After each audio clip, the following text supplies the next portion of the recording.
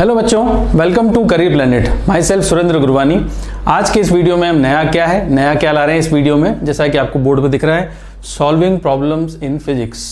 तो फिजिक्स की जो प्रॉब्लम्स हैं उनको सॉल्व करेंगे इस वीडियो से। आज से हम स्टार्ट कर रहे हैं फिजिक्स की प्रॉब्लम का एक क्वेश्चन बैंक, जिसमें आपको बहुत सारे टॉपिक वाइज इंपॉर्टेंट क्वेश्चंस मिलेंगे। ठीक है, तो बच्चे कहते हैं फिजिक्स में सर प्रॉब्लम जो है, जो फिजिक्स की प्रॉब्लम है वही एक बहुत बड़ी प्रॉब्लम है, वही हमसे होती नहीं है सर, न्यूमेरिकल होते ही नहीं है। नीट वाले बच्चे तो कहते हैं सर फिजिक्स हमारे सिलेबस में डाला ही क्यों है, हमें नहीं चाहिए था फिजिक्स, हम बायोलॉजी और केमिस्ट्री से भी नीट सिलेक्शन निकाल सकते थे। बट इसको चेंज नहीं किया जा सकता, जैसा कि सिलेबस आपको पता है, फिजिक्स भी पढ़ना है, केमिस्ट्री पढ़ना है, बॉटनी जूलॉजी भी पढ़ना है, राइट। तो फिजिक्स भी पढ़ना है तो उसके न्यूमेरिकल्स भी करने हैं। तो नीट एग्जामिनेशन अगर आपको क्लियर करना हो तो सबसे इंपॉर्टेंट है फिजिक्स के न्यूमेरिकल्स का आपको अच्छे से समझ में आना, आपको अच्छे से सॉल्व करना आना चाहिए। जिसकी फिजिक्स अच्छी है, फिजिक्स के न्यूमेरिकल अच्छे करता है, वो बच्चा कंफर्म सेलेक्ट होता है, कंफर्म उसमें नीट में अच्छी रैंक मिल जाती है। जिसकी फिजिक्स वीक है वो उसका सिलेक्शन मुश्किल है। बायोलॉजी तो सबकी अच्छी होती है, केमिस्ट्री भी बहुत बच्चों की अच्छी होती है, बट फिजिक्स जिसकी अच्छी है वो नीट में सिलेक्शन पा लेता है आराम से। ठीक है, तो प्रॉब्लम्स इन फिजिक्स सॉल्व करते हैं। अब इस प्रॉब्लम यहाँ पे जो न्यूमेरिकल्स है मैं आपको दो तरह सॉल्व कराऊंगा। एक आप जैसे सोचते हो कि ये प्रॉब्लम ऐसे होनी चाहिए थी, और एक तरीका जो टीचर का होता है वो आपको सीखना पड़ेगा, राइट। तो हम स्टार्ट कर लेते हैं आज का वीडियो। पहला क्वेश्चन देखो, first question, force between two identical spheres charge with same charges F if 50% of charge on one sphere is transferred to other sphere then the new force will be। तो सबसे पहला important चीज़ क्या है, question को ध्यान से पढ़ना। अगर आपने क्वेश्चन को ध्यान से पढ़ लिया तो आपका आधा क्वेश्चन तो यहीं पे सॉल्व हो जाता है। अगर आपने इसको ध्यान से पढ़ा है तो आपको एक बार में समझ में नहीं आया, आप इसको 2 बार पढ़ें। ठीक है, तो जैसा कि ये क्वेश्चन आपको दिख रहा है कि दो स्फेयर्स हैं, और 2 स्फेयर्स अगर हैं तो दोनों के बीच में जो फोर्स है वो F है, दोनों के बीच का जो फोर्स है वो F है इनिशियली। ठीक है, और दोनों स्फेयर का मैं चार्ज मान लेता हूँ Q, इसका भी चार्ज मान लिया Q, और डिस्टेंस मान लेता हूँ R। ठीक है, तो R डिस्टेंस पे 2 स्फेयर प्लेस्ड हैं, तो इनके बीच में जो फोर्स लगेगा वो क्या लगेगा, F equals to K Q square upon R square. Data कुछ नहीं है, सिंपल आपको फॉर्मूला बनाना है। ठीक है, सिंपली 2 स्फेयर हैं, दोनों के बीच में F फोर्स गिवन है, F लग रहा है। अब क्या किया, पढ़ा हमने क्वेश्चन में कि एक का 50% चार्ज दूसरे को ट्रांसफर कर दो। अब सोचो 50% कितना होता है, 50% का मतलब आधा होता है। तो Q का आधा मतलब इसका आधा, Q का आधा क्या होगा, Q/2 उसको ट्रांसफर कर दो, तो इसके पास क्या बचेगा, Q/2। उसके पास चार्ज क्या हो जाएगा, उसके पास ऑलरेडी Q है, Q/2 ऐड कर दो तो Q प्लस Q/2 उसके पास हो जाएगा 1.5 Q, यहाँ 3/2 Q, और इसके पास हो जाएगा Q/2। तो नया जो केस है, न्यू केस, वो डिस्कस करते हैं। देखो दोनों स्फेयर हैं, एक का चार्ज निकाल के दूसरे को ट्रांसफर कर दिया। कितना ट्रांसफर किया, आधा। तो फर्स्ट पे रहेगा हाफ चार्ज, ये फर्स्ट है, सेकंड है, ये फर्स्ट है, चार्ज कितना है Q/2। कहाँ गया Q/2, उसको ट्रांसफर कर दिया, तो इसके पास क्या चार्ज आ गया, Q प्लस Q/2 मतलब 3Q/2। ठीक है, और डिस्टेंस क्या रहेगी, सेम, डिस्टेंस में कोई बदलाव नहीं है, ध्यान रखना, R क्या है, सेम है। तो अब नया फोर्स निकालें, तो नया फोर्स क्या होगा, F' equals to K Q/2 3Q/2 upon R square. ये नया फोर्स है। ये चार्जेस जो चेंज हुए उनका प्रोडक्ट, फोर्स आपको पता है चार्जेस के प्रोडक्ट पे डिपेंड करता है, तो ये प्रोडक्ट आएगा। अब इसको मल्टीप्लाई करें, सोचो क्या आएगा, Q स्क्वायर आ जाएगा, डिजिट में क्या आएगा 3/4, आगे जो मल्टीपल आएगा वो आएगा 3/4, फिर आएगा K Q square upon R square. ठीक है, तो अगर फर्स्ट इक्वेशन देखा जाए तो K Q square upon R square की वैल्यू यहाँ पे F रख देते हैं, तो F' की वैल्यू क्या आ जाएगी, F' की वैल्यू हो जाएगी 3/4 F। तो चार्ज को चेंज करने से, शिफ्ट करने से फोर्स में डेफिनेटली चेंज आएगा, और वो वैल्यू आ गई 3/4 F। क्लियर, तो आंसर क्या होगा इसका, A। इस सिंपल तरीके से आप कर सकते हो। ठीक है, इसमें कोई दिक्कत नहीं है, कोई प्रॉब्लम नहीं है। अच्छा, किसी भी न्यूमेरिकल में प्रॉब्लम हो कि सर इसको इस तरह से नहीं इस तरह से करें, तो आप जरूर कमेंट बॉक्स में लिखें। कमेंट बॉक्स में लिखकर आप मुझे बताएंगे कि सर इस प्रॉब्लम को दोबारा बताएं, दूसरे तरीके से बताएं, तो मैं वो आपको बताऊंगा दूसरे तरीके से। ठीक है, अब अगर आप इस चैनल पर नए हैं तो सब्सक्राइब जरूर करें और अपने फ्रेंड्स के साथ शेयर करें। तो हम चलते हैं नेक्स्ट क्वेश्चन पे। अगला क्वेश्चन देखो, 2 point charges placed at distance r in air exert force F. The distance at which they exert same force when placed in a certain medium dielectric constant के।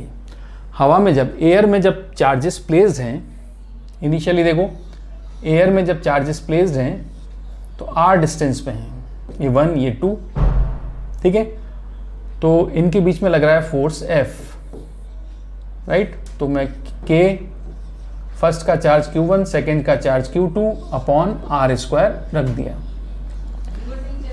ये जो कांस्टेंट होता है coulomb constant, ये होता है 1/4 pi epsilon not. तो formula हो जाएगा 1/4 pi epsilon naught Q1 Q2 upon r²। ये आपकी फर्स्ट इक्वेशन हो गई, मतलब फोर्स की वैल्यू ये थी एयर में। अब आपको पता है जब फोर्स हम किसी मीडियम में, दोनों चार्जेस को हम जब मीडियम में ले जाते हैं तो जो नया फोर्स आएगा वो क्या होता है F'। अब क्या हो गया, मीडियम आ गया चार्जेस के बीच में, पहले एयर मीडियम था, अब मीडियम दूसरा आ गया, तो नया मीडियम जो आएगा उसके हिसाब से फोर्स की वैल्यू क्या होगी 1/4 पाई एप्सिलॉन नॉट। अब यहाँ पर मीडियम का एप्सिलॉन आना चाहिए था क्योंकि अब तो मीडियम आ गया। 1/4 पाई एप्सिलॉन, एप्सिलॉन नॉट होता है जब एयर में, और मीडियम हो गया तो एप्सिलॉन आ गया, ठीक है। चार्जेस क्या है Q1 Q2 सेम है, और डिस्टेंस चेंज कर दी, डिस्टेंस हमें चेंज करनी, यही हमें निकालनी है, तो r'²। डिस्टेंस हमें चेंज करनी पड़ेगी, क्यों, क्योंकि हमें वही फोर्स वापस चाहिए जो पहले था। अगर आप देखोगे मीडियम बदलने से एप्सिलॉन बदल गया तो फोर्स तो बदल जाएगा, मगर बोला है कि फोर्स को सेम रखने के लिए दोनों चार्जेस के बीच में डिस्टेंस नई क्या होगी, तो नई डिस्टेंस सपोज कर लिया मैंने r', ठीक है। तो F की वैल्यू F' कितना होना चाहिए, बोला है सेम होना चाहिए। F' जो नया फोर्स निकाल रहे हैं वो इनिशियल फोर्स के जो शुरू में फोर्स था उसके इक्वल होना चाहिए, तो F की वैल्यू ये रही, मैं रख देता हूँ यहाँ पर F की वैल्यू। तो 1/4 pi epsilon naught Q1 Q2 upon r² equals to 1/4 pi. अब बताओ एप्सिलॉन लिखा है, ये मीडियम का मीडियम की परमिटिविटी है, इसकी वैल्यू क्या होती है, इसकी वैल्यू दी हुई देखो, डाइलेक्ट्रिक कांस्टेंट K दिया है, तो एप्सिलॉन की वैल्यू होती है K इंटू एप्सिलॉन नॉट। किसी भी मीडियम की परमिटिविटी लिखनी हो तो dielectric constant into epsilon not लिखते हैं, ठीक है। अब चार्जेस क्या है Q1 Q2, ठीक है, और डिस्टेंस क्या है r' कर दिया। अब Q1 Q2 कैंसिल कर देते हैं, Q1 Q2 cancel, 1/4 pi epsilon not 1/4 pi epsilon not cancel, ठीक है। हमें क्या चाहिए r', तो r' का स्क्वायर इधर ले आते हैं, r' का स्क्वायर लिया है, और ये r² वहाँ ले गए r², और नीचे लिखा हुआ है K। अब r' नई डिस्टेंस चाहिए तो दोनों साइड अंडर रूट ले लेते हैं, तो r' की वैल्यू हो जाएगी r/√k। तो हम नई क्या डिस्टेंस रखें, नई डिस्टेंस रखेंगे r/√k, ताकि फोर्स वापस F आ जाए। पहले एयर में फोर्स F था, तो जो मीडियम में फोर्स होगा वो वापस F के इक्वल रखना पड़ेगा, क्योंकि फोर्स को सेम रखने के लिए हमने डिस्टेंस चेंज की। तो फोर्स को सेम रखने के लिए डिस्टेंस कितनी रखनी पड़ेगी r/√k, ठीक है। तो ये क्वेश्चन था हमारा फोर्स पर बेस्ड। अगला क्वेश्चन देखो,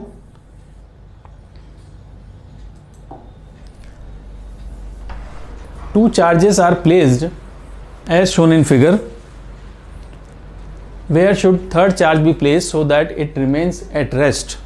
Two charges are placed as shown in figure, where should the third charge be placed so that it remains at rest? अब इसमें बोला है कि दो चार्जेस है 9 और 16, ठीक है। तो तीसरा चार्ज कहाँ रखें इनके बीच में, ताकि वो चार्ज रेस्ट में रहे, इक्विलिब्रियम में रहे। तो अब इस क्वेश्चन को कैसे करना है, अब वैसे इक्विलिब्रियम का आपको पता है, डिस्टेंस का आपने फॉर्मूला पढ़ लिया, ठीक है। फॉर्मूला क्या था कि x की वैल्यू निकालनी है, x की वैल्यू है √Q1 r upon √Q1 plus √Q2। तो क्या इस न्यूमेरिकल को इस फॉर्मूले से लगा के आप इजीली कर सकते हो। कई बच्चे कहते हैं नहीं सर फॉर्मूला सीधा मिल जाए, तो हम सीधा इस न्यूमेरिकल को फॉर्मूले से हम इजीली कर लें। तो ये फॉर्मूला है x डिस्टेंस निकालने का, ठीक है, तो ये निकाल सकते हैं। तो इस फॉर्मूले में आप वैल्यू पुट करके निकालें। चलो ट्राई करें, थोड़ी देर आप खुद भी ट्राई करो, पॉज करो, ट्राई करो, फिर चेक करते हैं इसका सॉल्यूशन।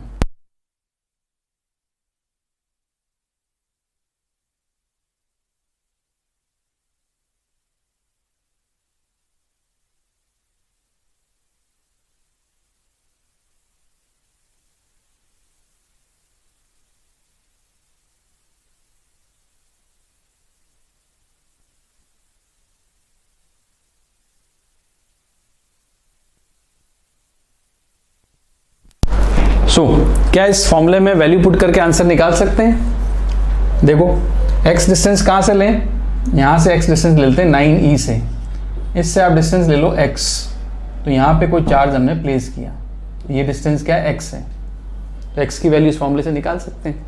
चलो x की वैल्यू से निकालें, तो x की वैल्यू है अंडर रूट Q1, तो अंडर रूट Q1 कितना है 9e, r कितना है 70, और under root Q1 again 9e, और अंडर रूट Q2 कितना है 16e।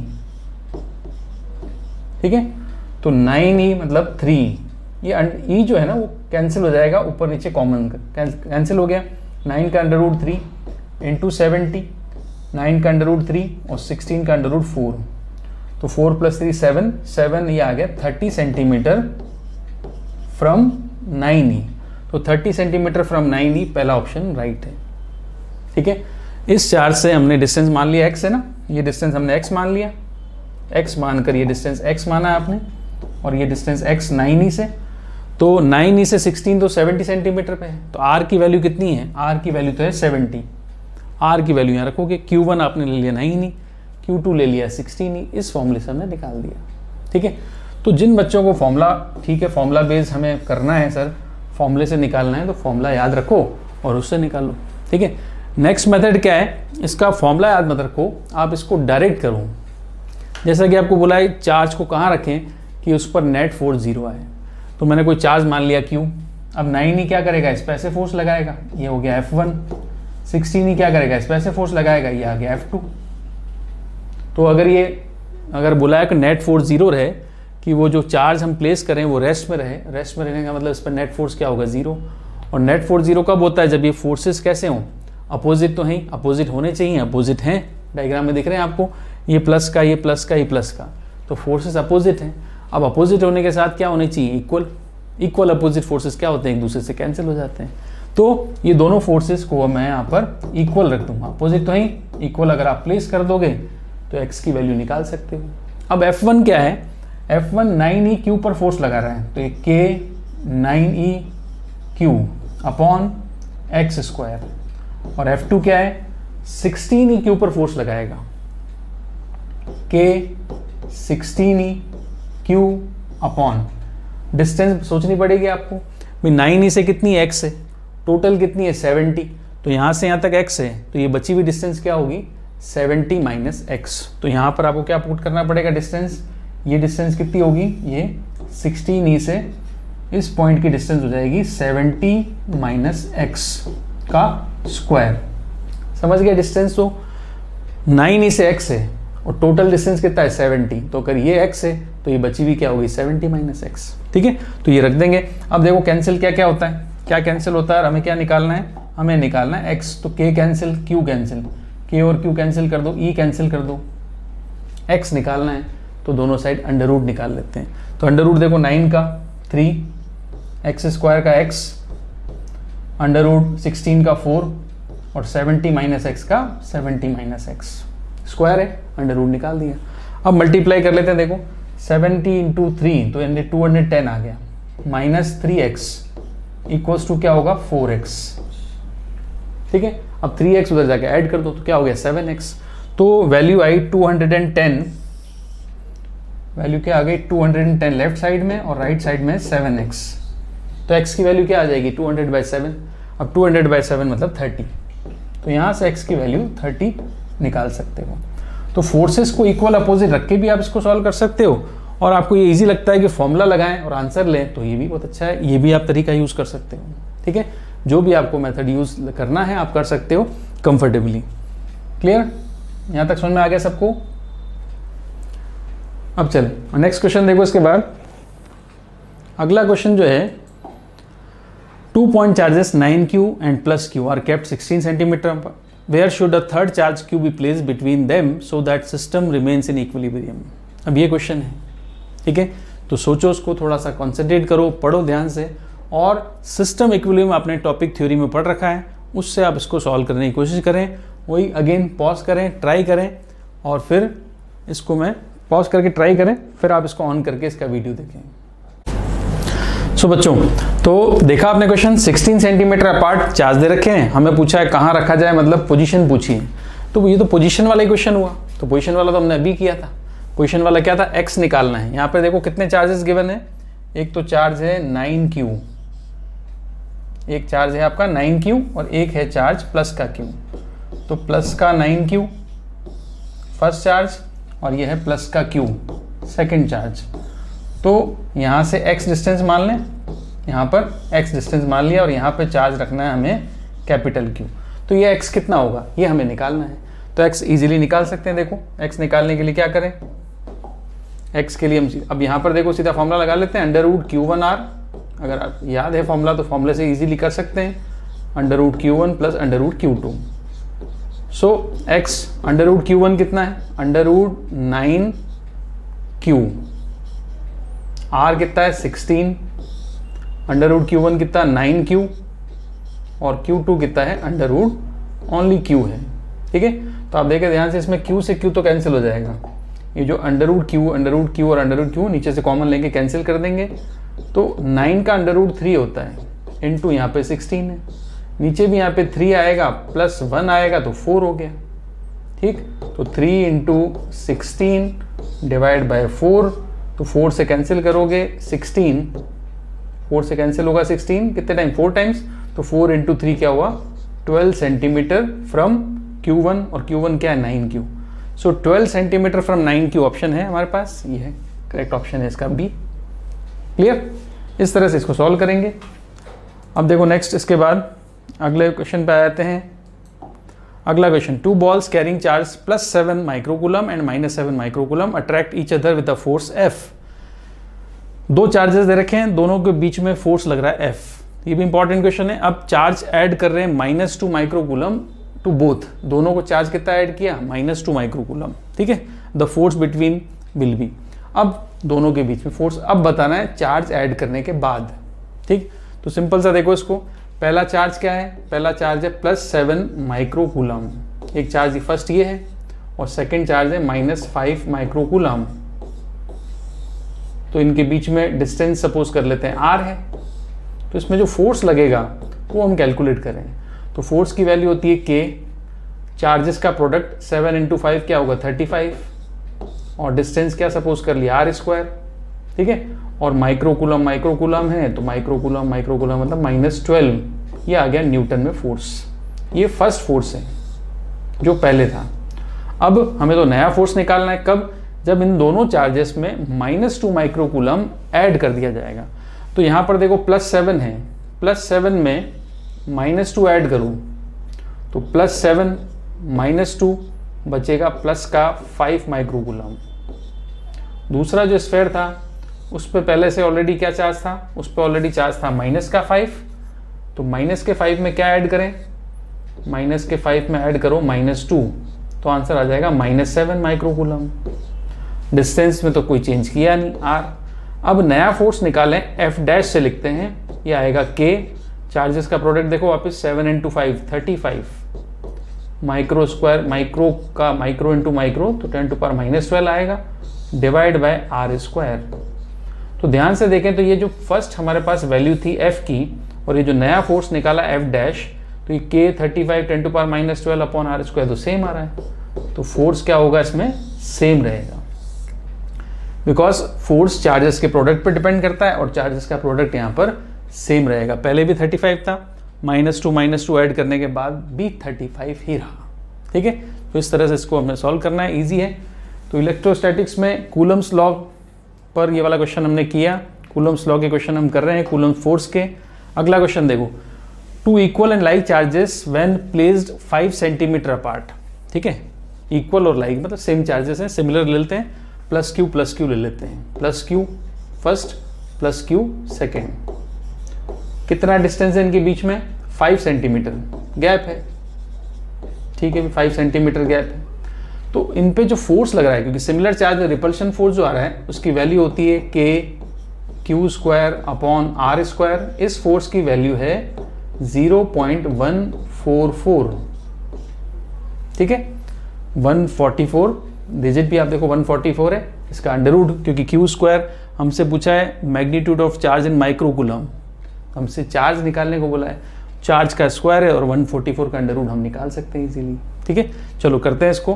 तो फोर्स की वैल्यू गिवन है, तो फोर्स में ये वैल्यू गिवन है, क्यू स्क्वायर की वैल्यू हमें निकालनी है, मतलब क्यू की वैल्यू निकालनी है। तो क्यू स्क्वायर की वैल्यू निकाल लें, 0.144 इंटू आर स्क्वायर अपॉन के। ठीक है, तो यहां से अगर आप देखो तो फोर्स की वैल्यू गिवन है, अगर चार्ज हमें निकालना है तो हमें पता है फोर्स का फॉर्मूला ये है, तो यहां से क्यू स्क्वायर का फॉर्मूला बना लेते हैं। क्यू स्क्वायर का फॉर्मूला हो जाएगा एफ आर स्क्वायर अपॉन के, और क्यू आ जाएगा अंडर रूट में F square F R square upon के।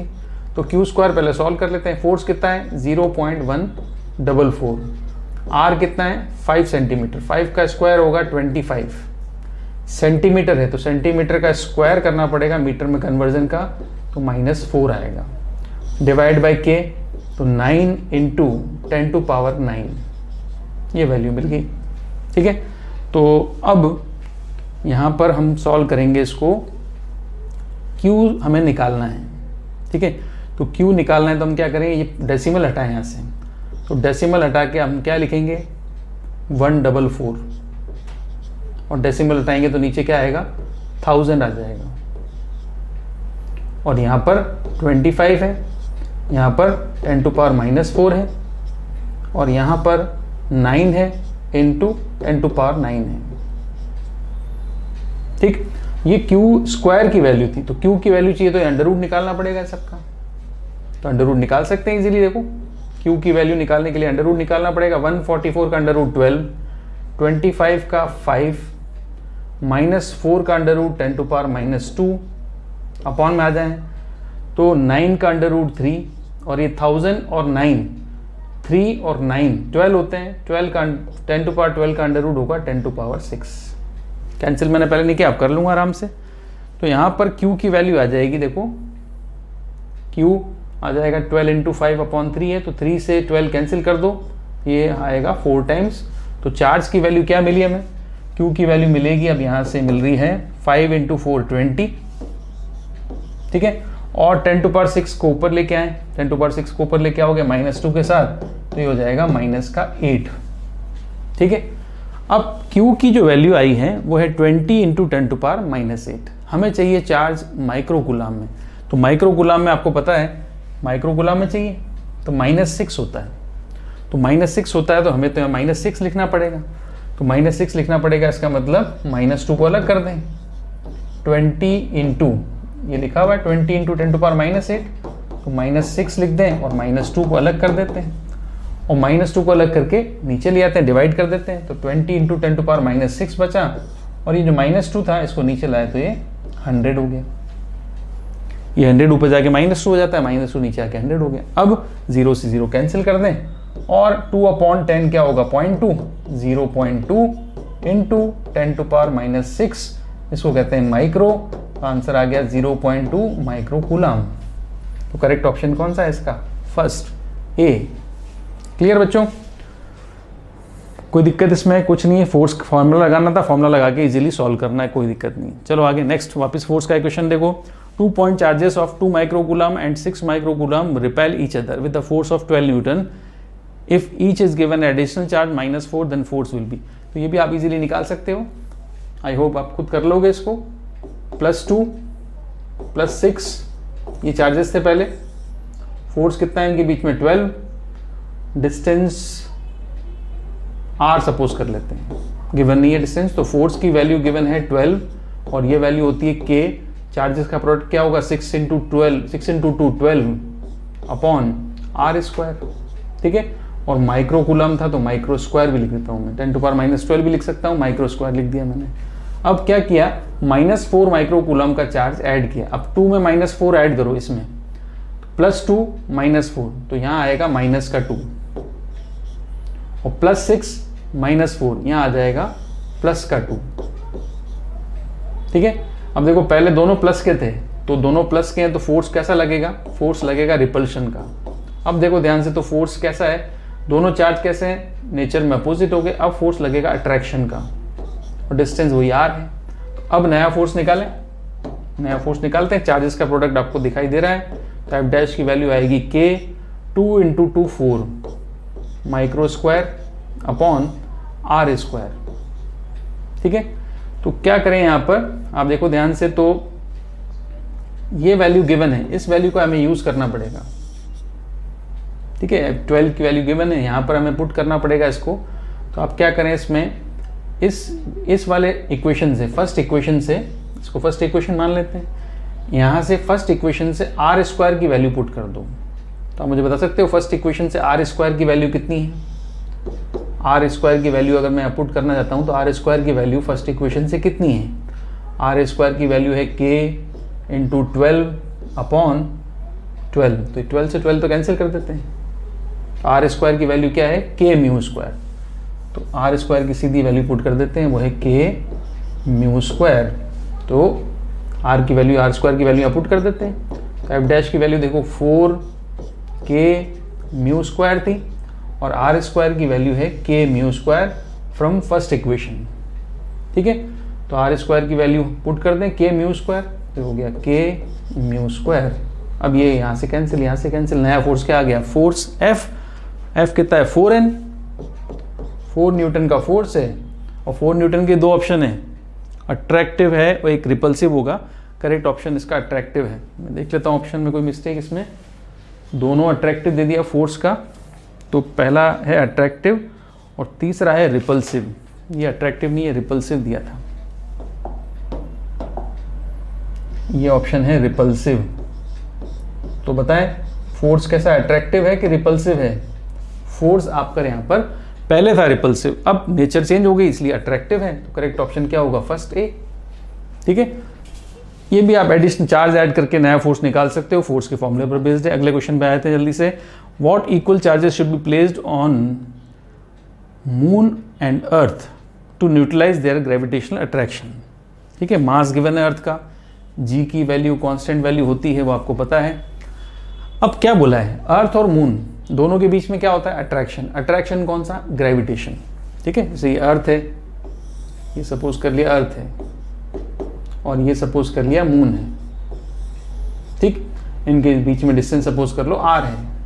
r का कोई यूज नहीं है इसलिए r सपोज कर लेंगे, बाद में भी वो r जो है r हर जगह r ही रहेगा, कैंसिल आउट हो जाता है, इसलिए r की कोई रिक्वायरमेंट नहीं है, इसलिए दिया हुआ भी नहीं है, सपोज कर लो r। अब इनका मास गिवन है, अर्थ का मास गिवन है, मून का मास गिवन है आपको। ठीक है, तो ये क्या हो रहा है? अर्थ और मून दोनों एक दूसरे को अट्रैक्ट करते हैं। मून अर्थ को अट्रैक्ट करती है, अर्थ मून को अट्रैक्ट करता है। कौन सा फोर्स लगेगा इनके बीच में? ग्रेविटेशन का। तो सपोज करें अर्थ मून को अट्रैक्ट करती है, ग्रेविटेशन फोर्स लगाती है Fg, ग्रेविटेशन फोर्स हो गया।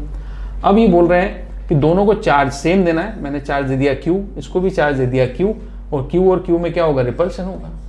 तो रिपल्शन होगा तो क्या आ जाएगा? Fe, इलेक्ट्रिक फोर्स आ जाएगा। ठीक है, तो ग्रेविटेशनल अट्रैक्शन को न्यूट्रलाइज करना है, न्यूट्रलाइज करना है मतलब कैंसिल करना है। तो कैंसिल करने के लिए जितना ग्रेविटेशन लग रहा है उतना इलेक्ट्रिक फोर्स लग जाए तो कैंसिल आउट हो जाएगा। अपोजिट तो होंगे ही, ठीक है, इक्वल अपोजिट होंगे तो कैंसिल आउट हो जाएंगे। तो हमें क्या करना है? इक्वल अपोजिट फोर्स पुट करना है। ग्रेविटेशन है, एक इलेक्ट्रिक है। ठीक है, तो ग्रेविटेशन फोर्स आपको पता है G, mass of earth, mass of moon upon r square. Electric force पता है K, charge Q square upon r square.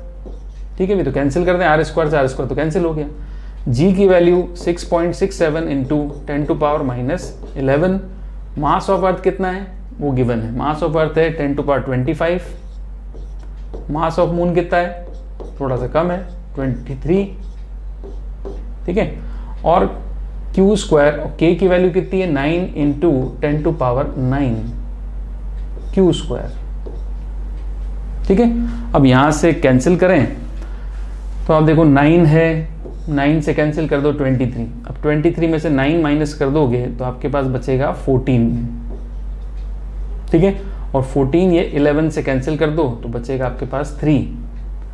तो यहां पर वैल्यू बचेगी 6.67 डिवाइड बाय 9, और 10⁻25 और 3 क्या होगा? 10⁻28 इक्वल्स टू आया Q स्क्वायर। ठीक है, अब ये 6.67 में 9 को डिवाइड कर सकते हैं। 6.67 ग्रेविटेशन कांस्टेंट की वैल्यू थी, इसमें 9 को डिवाइड करना पड़ेगा आपको, वैल्यू लानी है तो ये आ गया हमारे पास 6.67 डिवाइड बाय 9 करेंगे तो वैल्यू मिल रही है हमें 0.74 आ रहा है। 6.67 डिवाइड बाय 9 अप्रोक्सीमेटली 0.74 आता है, 0.74 आ रहा है 6.67 लिया तो, इंटू 10 टू पावर 28 ये आया क्यू स्क्वायर की वैल्यू। हमें क्या चाहिए, हमें चाहिए क्यू की वैल्यू। तो क्यू की वैल्यू कैसे आएगी, क्यू की वैल्यू आ जाएगी अंडर रूट में 0.74 इंटू 10 टू पावर 28। अब 10 टू पावर 28 का तो हम निकाल सकते हैं अंडर रूट ईजिली, मगर 0.74 का आपको आइडिया लेना पड़ेगा। 0.74 का अंडर रूट कितना होता है, तो 0.74 का अंडर रूट निकालेंगे तो आएगा 0.86। तो क्यू चाहिए था, 0.74 का अंडर रूट है 0.86 और यहाँ पर 10 टू पावर 14 आ जाएगा 28 के बाद। तो आप बता सकते हैं क्या आंसर करेक्ट होगा। 14 में से एक जीरो आप ले लो तो करेक्ट ऑप्शन होगा इसका first, 8.6 into 10 to power 13। Question का कॉन्सेप्ट समझ में आया। न्यूट्रलाइज करने के लिए इक्वल अपोजिट फोर्स लगाने होते हैं तो हमने फोर्स को इक्वल रख दिया, उससे हमने क्यू निकाल लिया। चलिए आगे next. 3 point charges are placed at the corners of equilateral triangle assuming only electrostatic force to be acting। अब 3 point charges ले लिया आपने, यहाँ पे एक चार्ज, यहाँ पे एक चार्ज, यहाँ पे एक चार्ज, ठीक है, और इनमें कौन सा फोर्स लग रहा है, इलेक्ट्रिक फोर्स एक्ट होता है। तो इलेक्ट्रिक फोर्स एक्ट होता है, आपको पता है ये वाला क्यू क्या करेगा, ये वाला क्यू रिपेल करेगा, इसको रिपल्शन देगा, ये वाला क्यू भी क्या करेगा, इसको रिपल्शन देगा, ठीक है। तो रिपल्शन मिलेगा तो चार्ज मूव करेगा, रिपल्शन फोर्स मिलेगा। तो क्या बोल रहा है ऑप्शन देखो, if the charges have different magnitude and different sign the system will be in equilibrium. यहाँ पर बोला है कि चार्ज अगर डिफरेंट मैग्नीट्यूड के हों, अलग अलग ले लेते हैं Q1 Q2 Q3, तो क्या सिस्टम इक्विलिब्रियम। अब ये चार्ज Q1 Q2 अलग हो, सेम हो, नेचर सेम हो, नेचर अलग हो, फोर्स तो लगेगा ही सेम नेचर के होंगे तो ये रिपल्शन लगेगा। अगर अपोजिट नेचर का हुआ कोई भी चार्ज तो अट्रैक्ट कर लेगा। तो नेट फोर्स यहाँ पर जीरो हो सकता है क्या, नहीं हो सकता, ठीक है। तो पहला ऑप्शन तो गलत है। सेकंड ऑप्शन बोला system will be in equilibrium if charges have same magnitude but different sign, ये भी गलत है। भी फोर्स तो लगेगा ही लगेगा, चाहे थर्ड हो, चाहे 1 और 2 हो। ये जो फोर्स हम यहाँ पर निकालेंगे, ये 2 ने लगाया और ये 1 ने लगाया, तो नेट फोर्स जो आएगा वो F1 प्लस F2 आएगा ही आएगा। इन दोनों का वेक्टर सम करना पड़ेगा, और करेंगे तो रिजल्ट आएगा, और रिजल्ट आएगा तो कहीं ना कहीं ये फोर्स लगे ना, कहीं ना कहीं फोर्स लगने के कारण ये चार्ज मूव कर जाएगा। बट ये बोल रहा है सिस्टम इक्विलिब्रियम में रहेगा, तो इक्विलिब्रियम में होने का मतलब नेट फोर्स जीरो होना, और नेट फोर्स जीरो कब होता है, जब फोर्सेस इक्वल अपोजिट हों। तो यहाँ पर तो इक्वल हो भी सकते हैं मगर अपोजिट नहीं हो रहे, कैंसिल आउट नहीं होंगे, ठीक है। तो clear, system can never be in equilibrium, third option इसका करेक्ट है। ये सिस्टम कभी भी इक्विलिब्रियम में नहीं रह सकता क्योंकि अपोजिट फोर्स नहीं है, अपोजिट एग्जैक्टली अपोजिट नहीं है, कैंसिल आउट नहीं हो रहे हैं, ठीक है। नेक्स्ट देखो, a point charge Q1 exert a force F upon another point charge Q2. If a third charge Q3 is placed quite close to charge Q2, then the force that charge Q1 exerts on the charge Q2। Conceptual question है, बड़ा easy question है। आपने जब Coulomb's law पढ़ा था तो उसमें एक इंपॉर्टेंट पॉइंट हमने पढ़ा कि फोर्स जो होता है, इलेक्ट्रिक फोर्स, वो दो चार्जेस के बीच में होता है। वो दो चार्जेस के बीच में होता है, वो आसपास रखे हुए चार्जेस पे इंडिपेंडेंट होता है, ठीक है। तो Q1 Q2 2 चार्जेस हैं, Q1 एंड Q2, इनके बीच में डिस्टेंस R सपोज कर लेते हैं, ठीक है। तो जो फोर्स लग रहा है इनके बीच में वो क्या है, K Q1 Q2 upon R square. अब एक नया चार्ज लाओगे, ठीक है, Q3 quite close to Q2, ये Q3 लाके यहाँ पुट कर दिया आपने, तो Q3 यहाँ लाके पुट कर दोगे तो क्या होगा, ये Q2 पर नेट फोर्स बढ़ जाएगा। होगा क्या Q3 पुट करने से, नेट फोर्स ऑन Q2 ये इंक्रीज हो जाएगा। बट पूछा है the force that charge Q1 exert on Q2, मतलब Q1 Q2 पे क्या फोर्स लगाएगा, वो तो सेम ही लगाएगा। Q1 Q2 पे तो ये वाला फोर्स लगाएगा, इसलिए क्या रहेगा ऑप्शन इसमें, सेम F। नेट फोर्स पूछते तो इंक्रीजेज हम बताते, मगर वही पूछा है फोर्स Q1 क्या लगाएगा, तो Q1 तो वही लगाएगा जो पहले था। अगला क्वेश्चन देखो, नेक्स्ट क्वेश्चन देखो, a charge Q is divided in two parts Q1 and Q2. These charges are placed at distance r. Then there will be maximum repulsion between them. इन दोनों चार्जेस के बीच में मैक्सिमम रिपल्शन कब होगा? ठीक है, वैसे इसको सॉल्व करने का तरीका है, मतलब मेथड इसका सॉल्व करने का अलग है, बट आप इसको आप वैसे सॉल्व कर सकते हो। देखो इसको आप देख सकते हो, ऑप्शन आपके पास है। ऑप्शन क्या है? देखो टोटल चार्ज हमारे पास Q है, टोटल चार्ज क्या है? Q। इसको हमें डिवाइड करना है, इसको हमें क्या करना है? डिवाइड करना है, दो पार्ट में करना है। तो इस Q में से हम कैपिटल Q माइनस Q निकाल दिया और ये स्मॉल q जो निकाला वो यहाँ पुट कर दिया। तो ये एक चार्ज हो गया Q और रिमेनिंग चार्ज यहाँ क्या हो गया? Q minus Q। ठीक है, और जो फोर्स होता है वो डिपेंड करता है प्रोडक्ट पर। तो प्रोडक्ट क्या है यहाँ पे? इसको मैं मान लेता हूँ फर्स्ट, इसको मान लेता हूँ सेकेंड। तो प्रोडक्ट क्या है यहाँ पे? दो चार्जेस का प्रोडक्ट है Q1 एंड Q2, राइट। ये क्या हो गया? ये हो गया Q1 और ये वाला चार्ज जो है इसको मैंने मान लिया Q2। तो फोर्स डिपेंड करता है चार्जेस के प्रोडक्ट पर। अब एक ऑप्शन तो आपके पास है कि आप देखो यहाँ पर चार्जेस का प्रोडक्ट मैक्सिमम कब मिलेगा। जैसे आपके पास पहला ऑप्शन तो क्लियर नहीं है, तो आपको वेरिएबल में दे दिया। दूसरा ऑप्शन बी है ऐसे, तो फोर्स चार्जेस का प्रोडक्ट देखना, यहाँ पे 2/3, यहाँ पे 1/3 है, तो चार्जेस का प्रोडक्ट आएगा 2/9। यहाँ देखो 3/4 है, यहाँ 1/4 है, तो थर्ड केस में आएगा F प्रोपोर्शनल 2। इन दोनों को मल्टीप्लाई करें तो क्या आएगा? 3/16। और लास्ट ऑप्शन है दोनों को आधा आधा कर दें, तब फोर्स होगा जो डिपेंड करेगा, इसको जो मल्टीपल आएगा वो आएगा 1/4। तो ऑप्शन में आपको क्लियर है कि यहाँ पे 2/9 की वैल्यू देखोगे, 3/16 की वैल्यू बहुत छोटी है, 2/9 की वैल्यू बहुत छोटी है, 1/4 की वैल्यू 0.25 है, बड़ी वैल्यू है। तो सबसे ज़्यादा फोर्स कब होगा? जब चार्जेस को हम हाफ डिवाइड करेंगे। हाफ डिवाइड करोगे तो आपका फोर्स मैक्सिमम मिलता है, मैक्सिमम फोर्स आ सकता है। ठीक है, अब इसको ये कैसे निकाला? मेथड समझना है तो मेथड भी समझ लेते हैं। सर ये निकलता कैसे, ये तो बता दो कि कैसे आएगा एग्जैक्टली Q/2। तो जैसे पहला चार्ज है, जो टोटल चार्ज था Q था, उसमें से Q चार्ज आपने निकाल दिया। अब कितना निकाल दिया? Q निकाल दिया, और R डिस्टेंस पे हम रख देते हैं, R तो कांस्टेंट है। तो इनके बीच में जो फोर्स आएगा वो आ जाएगा K capital Q minus small q into Q upon R²। ठीक है, तो फोर्स की वैल्यू तो आ गई।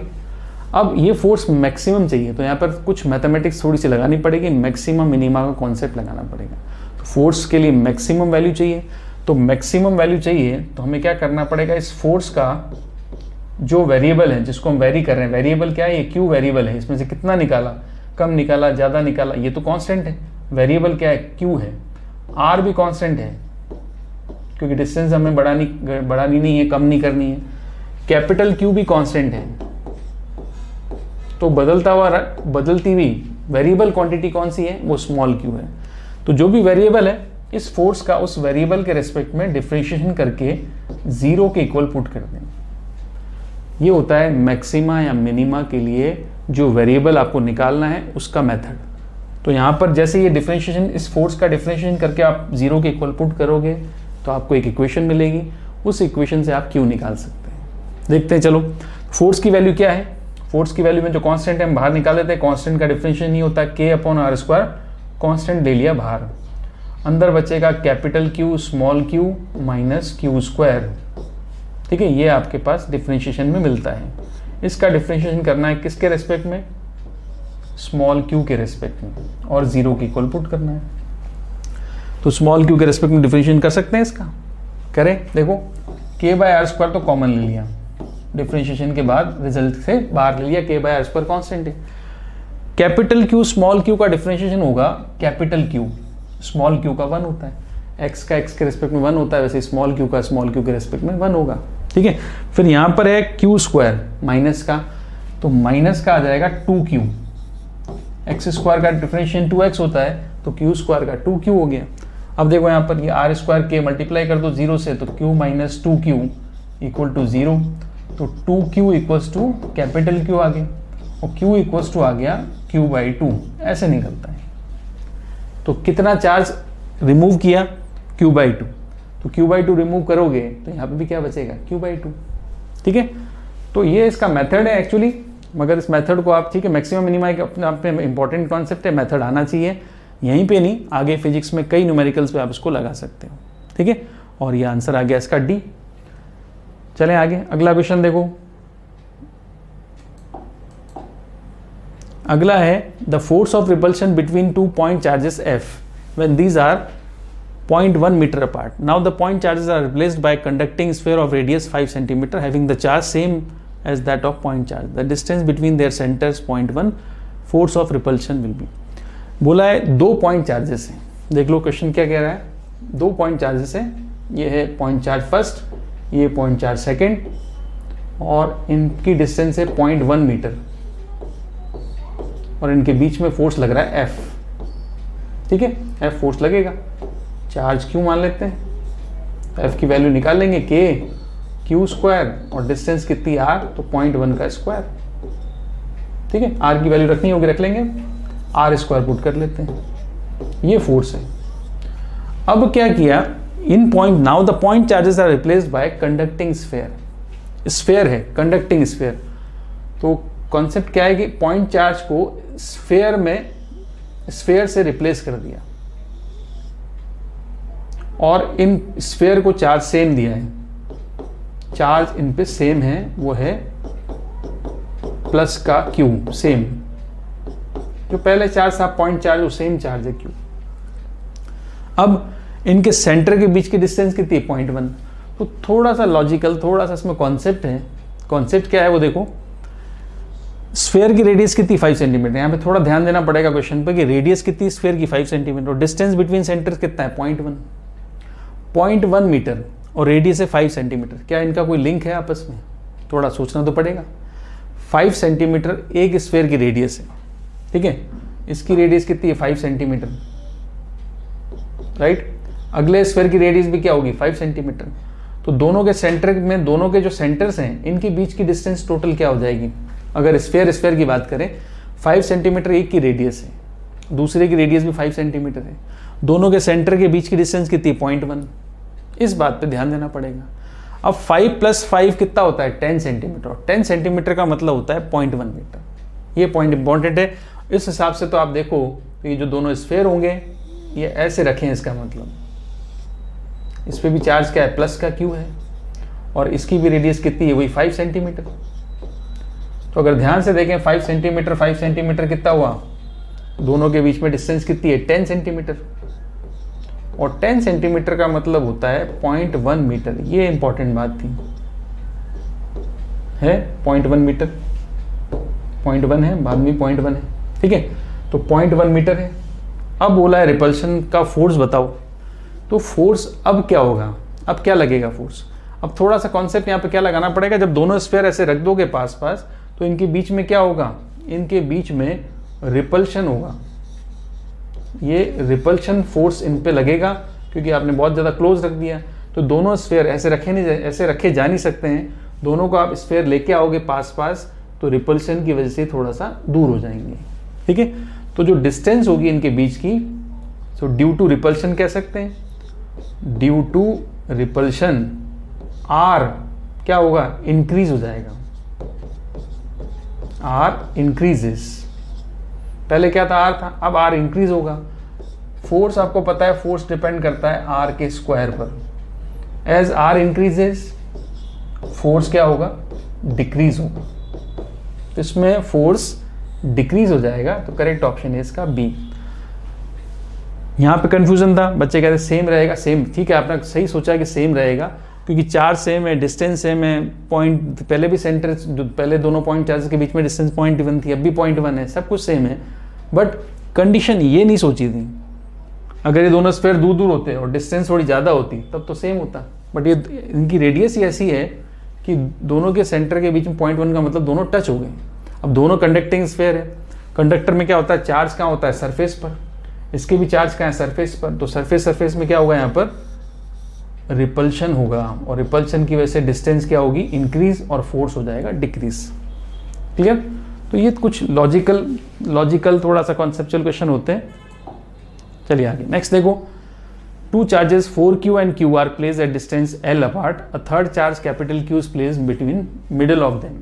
तो एक तो है 4q, एक है आपका q,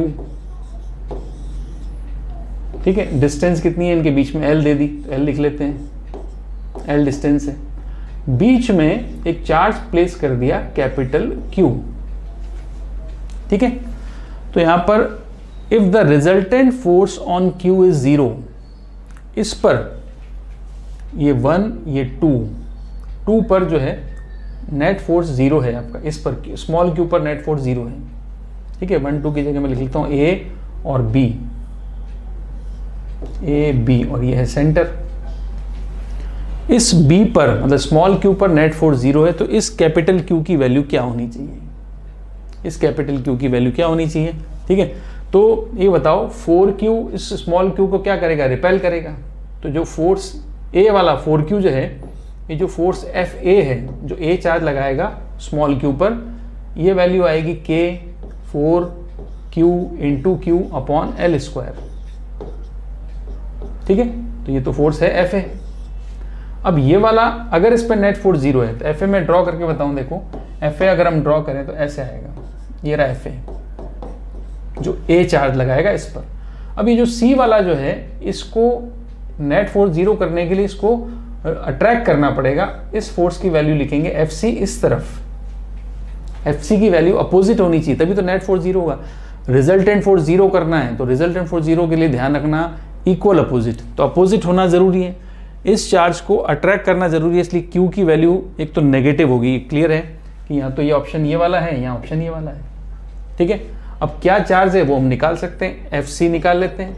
FC की वैल्यू बता सकते हो, ये वाला चार्ज Q इस पर कितना फोर्स लगाएगा, K capital Q small q upon distance कितनी हो जाएगी, इनके बीच में डिस्टेंस होगी L/2, तो यहाँ आएगा L स्क्वायर बाय 4, L/2 का स्क्वायर करेंगे L स्क्वायर बाय 4, ये सेकेंड इक्वेशन है। दोनों फोर्स को इक्वल रखना है, अपोजिट तो है, इक्वल भी रखना है। तो FA की वैल्यू पुट कर लेता हूँ, K 4q square upon L square, और यहाँ पर 4K capital Q small q upon L square. बताओ क्या कैंसिल होगा, L स्क्वायर से L स्क्वायर कैंसिल, और K से K कैंसिल हो गया, 4 से 4 कैंसिल हो गया, स्मॉल q से स्मॉल q कैंसिल हो गया। तो कैपिटल Q की वैल्यू क्या बची, ये केवल ये वाला Q, स्मॉल q यहाँ बचेगा, कैपिटल Q यहाँ बचेगा, तो Q की वैल्यू आई माइनस का Q। करेक्ट ऑप्शन है इसका B, ठीक है। नेचर तो आपको पता लग गया, अट्रैक्ट करना जरूरी है, इसलिए माइनस का होना तो जरूरी है। अमाउंट हम निकाल लेते हैं, ऐसे तो क्या आएगा, स्मॉल q, ठीक है। क्लियर है यहाँ तक, समझ में आ गया आपको। एक और क्वेश्चन कर लेते हैं, देखो next. Two similar spheres having charge plus q minus q are kept a certain separation. रख लेते हैं भाई, प्लस q दिया है एक, तो एक माइनस q दिया है, कुछ सर्टेन सेपरेशन मतलब कुछ फिक्स दूरी पे रखे हुए हैं, डिस्टेंस पे रखे हुए हैं। F फोर्स इनके बीच में एक्ट होता है, दोनों के बीच में फोर्स क्या लग रहा है, F। If another similar sphere having plus q charge kept in the middle, एक और चार्ज रख दो, वही सेम A B और C पर हमने चार्ज रख दिया स्मॉल q प्लस का, सेम चार्ज रखना है। Then it experiences the force in magnitude and direction, दोनों निकालना है, मैग्नीट्यूड भी निकालना है एंड डायरेक्शन भी निकालना है। किस पर निकालना है, स्मॉल q पर, ठीक है। तो स्मॉल q जो हमने सेंटर पे रख दिया, दो ऑलरेडी चार्ज है plus q minus q, centre पे एक चार्ज रख दिया स्मॉल q, वापस सेम प्लस q। इस पर नेट फोर्स कितना लगेगा वो हमें निकालना है, ठीक है। भी निकाल सकते हैं। पहले तो ये देखो f के फॉर्म में आंसर निकालना है। f के फॉर्म में तो f की वैल्यू क्या है, ये सबसे पहला जरूरी है कि कोई अगर वैल्यू आपको पहले से दे रखी हो तो उसकी, तो आप देखो पहले f जो दे रखा है उसकी वैल्यू क्या होगी, उसकी वैल्यू होगी KQ square upon R square. ये वैल्यू आपको f की वैल्यू यहाँ से लेनी पड़ेगी। कई जगह f की वैल्यू, कई जगह पहले से वैल्यू दी होती कि पहले f था, अब बताओ कितना है, ठीक है। तो अब नया फोर्स बताओ, बट इन टर्म्स ऑफ जो पहले का दिया हुआ फोर्स उस टर्म्स में बताना है। तो उस पुराने वाले फोर्स की वैल्यू या पुराने वाली फिजिकल क्वांटिटी की वैल्यू आपके पास होनी चाहिए। तो ये मैंने f में, ये f ये है, तो जहाँ भी K Q square upon R square आएगा वहाँ मैं एफ काम में लूँगा। ठीक है, अब मुझे क्या चाहिए, ये तो पहले से दे रखा था, इसको तो मैं काम में ले लूँगा। मुझे नेट फोर्स निकालना है इस पर, तो ये प्लस क्यू क्या करेगा, ये प्लस क्यू ये प्लस क्यू ए है, ए क्या करेगा, सी पर फोर्स लगाएगा रिपल्शन का, तो ये आ गया एफ ए। और ये माइनस क्यू, ये प्लस क्यू क्या करेगा, माइनस क्यू भी क्या करेगा, प्लस क्यू पर अट्रैक्शन का फोर्स लगाएगा, ये आ गया एफ बी। इस स्मॉल क्यू पर दो फोर्स आ गए, एफ ए और एफ बी। तो नेट फोर्स जो आएगा किस पर, स्मॉल क्यू पर, नेट फोर्स ऑन सी, इन दोनों की डायरेक्शन सेम है, तो सेम डायरेक्शन में आपको पता है दोनों फोर्सेस ऐड हो जाते हैं, तो हम दोनों को ऐड कर देते हैं। अब बताओ एफ ए की वैल्यू क्या है, एफ ए क्या है, क्यू और क्यू के बीच में लगने वाला फोर्स, ये आ जाएगा के क्यू स्क्वायर अपॉन, बोलो डिस्टेंस कितनी है, आर बाई 2, तो ये आ जाएगा आर स्क्वायर बाय 4।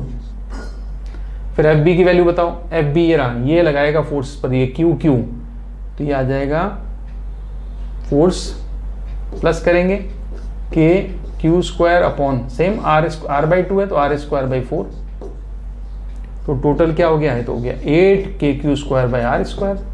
और K Q square by R square first equation से कितना है, एफ है, तो यहाँ रख दें, तो आंसर आया 8f। और डायरेक्शन आएगी A to B plus q to minus q, दिख रहा है डायरेक्शन, तो plus q to minus q ये डायरेक्शन आएगी। ठीक है, तो 8f टुवर्ड्स प्लस क्यू की टुवर्ड्स माइनस क्यू, 8f आएगा towards minus q. Correct option क्या है इसका, सी है। ठीक है, तो ये टॉपिक वाइज हमने जो इलेक्ट्रोस्टैटिक्स के इलेक्ट्रिक फोर्स, जो कूलम फोर्स पर क्वेश्चन हमने आज किए, तो ये टॉपिक वाइज क्वेश्चन बैंक की सीरीज चलती रहेगी। हर टॉपिक के कुछ अच्छे क्वेश्चन करेंगे तो आपका जो है कॉन्सेप्ट इसमें क्लियर होगा। फिजिक्स में जितने न्यूमेरिकल करोगे उतना आपका कॉन्सेप्ट क्लियर होगा, उतने न्यूमेरिकल्स करते टाइम उतने उसके जो फॉर्मूले हैं, वो जो कॉन्सेप्ट है छुपे हुए, जो दूर से दिखते थे, पढ़ तो लिए हमने, बट वो कॉन्सेप्ट क्लियर कब होते हैं, जब हम उसको न्यूमेरिकल करते हैं। ठीक है, तो जितने न्यूमेरिकल करते जाओगे कॉन्सेप्ट क्लियर होता जाएगा। जो भी चैप्टर फिजिक्स में आपको वीक लगता है कि ये बहुत बेकार है, बहुत टफ है, उसके क्वेश्चन ज़्यादा करो, वो अपने आप ईजी लगने लग जाएगा। तो मिलते हैं नेक्स्ट लेक्चर में नेक्स्ट टॉपिक के साथ। Till then good bye.